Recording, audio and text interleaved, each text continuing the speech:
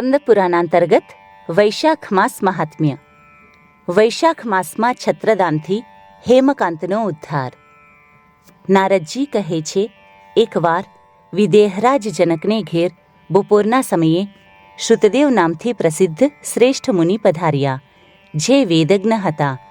તેમને જોઈને રાજા બહુ જ પ્રસન્નતાથી ઊભા થઈ ગયા અને મધુપર્ક વગેરે સામગ્રી વડે તેમની વિધિપૂર્વક સેવા કરીને રાજાએ તેમના ચરણોદકને પોતાના મસ્તક પર ધારણ કર્યું.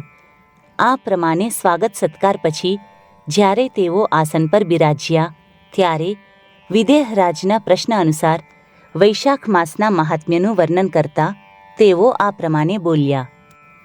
શ્રુતદેવે કહ્યું, હે રાજન, જે લોકો વૈશાખ માસમાં ગરમીથી સંતપ્ત થયેલા મહાત્મા પુરુષો પર છત્ર ધરે છે તેમને અનંત પુણ્યની પ્રાપ્તિ થાય છે. આ વિષયમાં એક પ્રાચીન ઇતિહાસનું ઉદાહરણ પ્રસ્તુત છે. પહેલાં વંગ દેશમાં હેમકાંત નામે પ્રસિદ્ધ એક રાજા થઈ ગયા. તેઓ કુશકેતુના પુત્ર, પરમ બુદ્ધિમાન અને શસ્ત્રધારીઓમાં શ્રેષ્ઠ હતા. એકવાર તેઓ શિકાર કરવા માટે ઘોર વનમાં ગયા.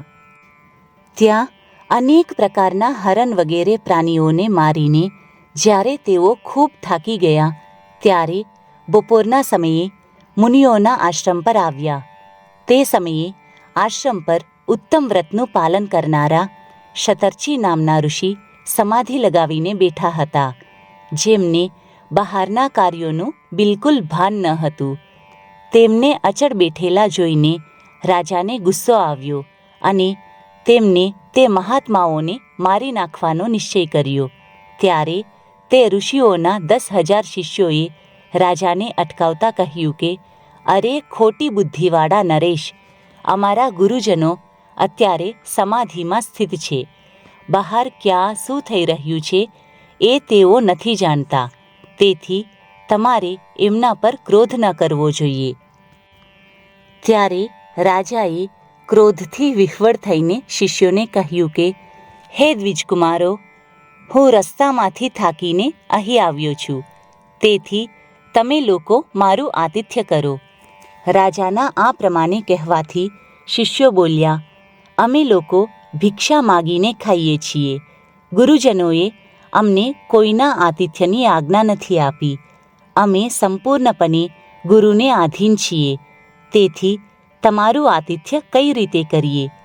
શિષ્યોનો આવો શુષ્ક જવાબ મળતા રાજાએ તેમને મારવા માટે ધનુષ ઉપાડ્યું અને આ પ્રમાણે કહ્યું, મેં હિંસક જીવો અને લૂંટેરાઓના ભય વગેરેથી જેમની અનેક વાર રક્ષા કરી છે, જે મારા આપેલા અન્ન પર જીવે છે, તે આજે મને જ શીખવાડવા નીકળી પડ્યા છે. આ મને નથી ઓળખતા. આ બધા કૃતજ્ઞ અને મહાન અભિમાની છે. આ આતતાઈઓને મારી નાખું તો પણ મને કોઈ દોષ નહીં લાગે. આમ કહીને તેઓ ક્રોધિત થઈને ધનુષ્યમાંથી બાણ છોડવા લાગ્યા. બિચારા શિષ્યો આશ્રમ છોડીને ભયના લીધે ભાગી ગયા. ભાગવા છતાં પણ હેમકાંતે તેમનો પીછો કર્યો અને 300 શિષ્યોને મારી નાખ્યા. શિષ્યોના ભાગી ગયા પછી આશ્રમમાં જે કંઈ સામગ્રી હતી તેને રાજાના પાપી સૈનિકોએ લૂંટી લીધી.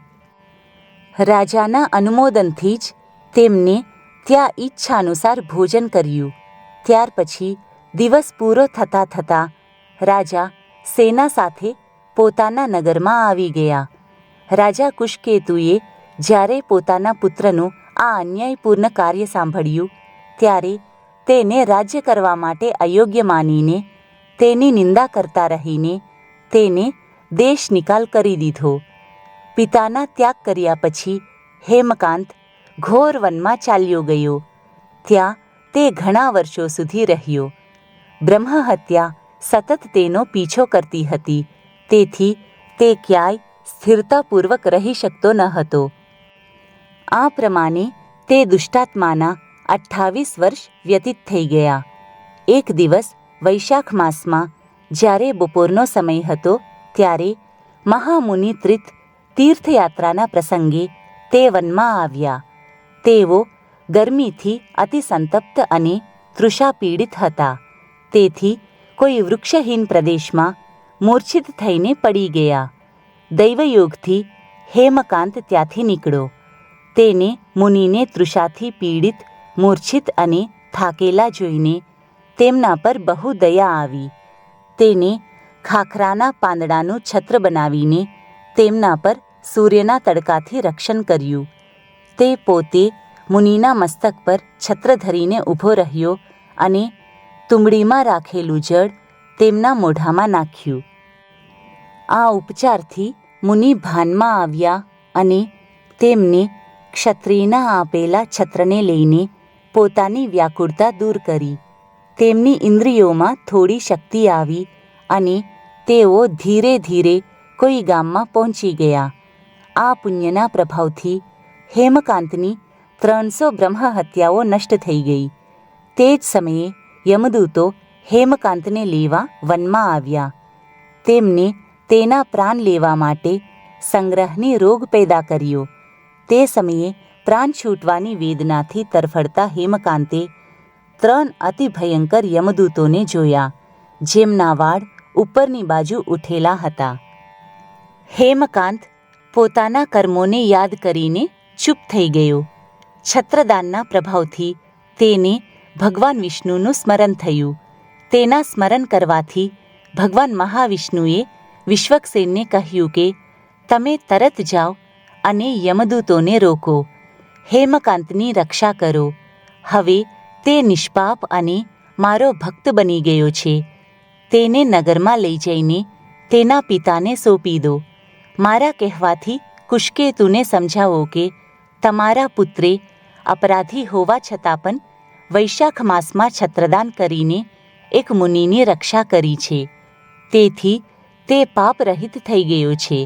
આ પુણ્યના પ્રભાવથી તે મન અને ઇન્દ્રિયોને વશમાં રાખનારા, દીર્ઘાયુ, શૂરતા અને ઉદારતા વગેરે ગુણોથી યુક્ત અને તમારો જેવો ગુણવાન થઈ ગયો છે. તેથી તમારા આ મહાબળી પુત્રને તમે રાજ્યના ભાર સંભાળવા માટે નિયુક્ત કરો. ભગવાન વિષ્ણુએ તમને આવી જ આજ્ઞા આપી છે.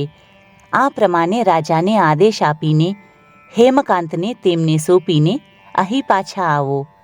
ભગવાન વિષ્ણુની આવી આજ્ઞા મળતા મહાબળી વિશ્વક્સેને હેમકાંતની પાસે આવીને યમદૂતોને રોક્યા અને પોતાના કલ્યાણમય હાથો વડે તેના અંગોનો સ્પર્શ કર્યો. ભગવદ્ ભક્તના સ્પર્શથી હેમકાંતની તમામ વ્યાધિ દૂર થઈ ગઈ. ત્યાર પછી વિશ્વક્સેન તેની સાથે તેના નગરમાં ગયા. તેમને જોઈને મહારાજા કુશકેતુએ આશ્ચર્યયુક્ત થઈને ભક્તિપૂર્વક મસ્તક ઝુકાવીને પૃથ્વી પર સાષ્ટાંગ પ્રણામ કર્યા અને ભગવાનના પાર્ષદનો પોતાના ઘરમાં પ્રવેશ કરાવ્યો.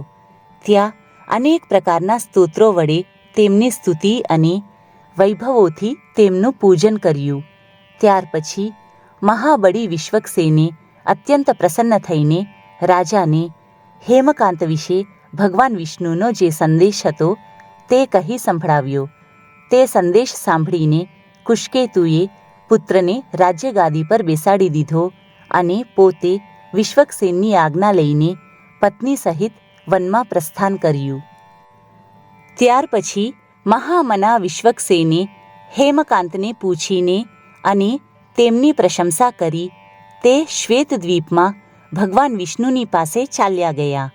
ત્યારથી રાજા હેમકાંત વૈશાખ માસમાં કરવા યોગ્ય અને ભગવાનની પ્રસન્નતામાં વૃદ્ધિ કરનારા શુભ ધર્મોનું પાલન કરવા લાગ્યા. તેઓ બ્રાહ્મણ ભક્ત, ધર્મનિષ્ઠ, શાંત, જીતેન્દ્રિય, પ્રાણી માત્ર પર દયાળુ અને સંપૂર્ણ યજ્ઞોની દીક્ષામાં સ્થિત રહીને સર્વ સંપદાઓથી સંપન્ન થઈ ગયા. તેમને પુત્ર પૌત્રાદિ સાથે સમસ્ત ભોગોનો ઉપભોગ કરીને ભગવાન વિષ્ણુના લોકને પ્રાપ્ત કર્યો. વૈશાખ માસ સુખ સાધ્ય અને અતિશય પુણ્યદાયી છે. પાપરૂપી ઇંધનને અગ્નિની જેમ બાળી નાખનાર, પરમ સુલભ તથા ધર્મ, અર્થ, કામ, મોક્ષ ચારે પુરુષાર્થોને આપનારો છે.